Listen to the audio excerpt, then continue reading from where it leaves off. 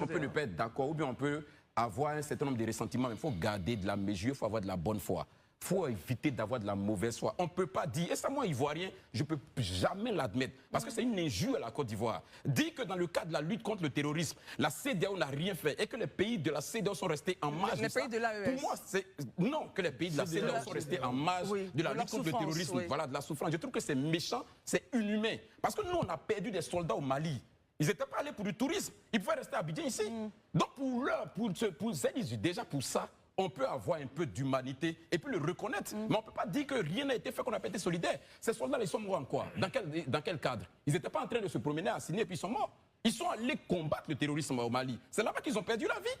Et on n'a jamais perdu autant de soldats au Mali qu'on a perdu même sur les différentes opérations, les théâtres d'intervention de l'armée ivoirienne à l'intérieur, à l'extérieur.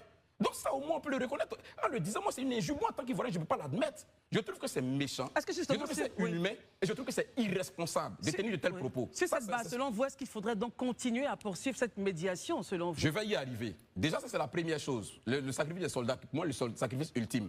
Quand tout le monde peut dire ça, mais ce n'est pas le Burkina.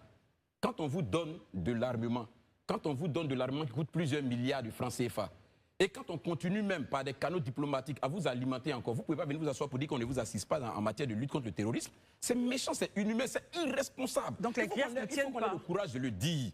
Moi, je pense qu'on peut ne pas être content de certaines attitudes, mais nous, on est Africains. Et la reconnaissance, là, c'est la mémoire de l'âme. À un moment donné, il faut reconnaître quand même ce que les gens ont fait pour vous, même si aujourd'hui vous estimez que vous n'êtes pas en odeur de sainteté avec eux. Ça, c'est important de le souligner. Deuxièmement, quand je vois le communiqué des ministres des Affaires étrangères, si on peut nous le ramener, le point 3, ça m'a fait sourire un peu quand j'ai regardé le point 3. Mais vous savez, il y a un vrai problème. Excusez-moi du terme. Regardons le point 3 ensemble.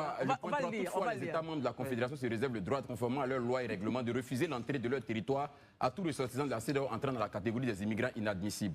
Ok. Quel immigrant inadmissible selon vous?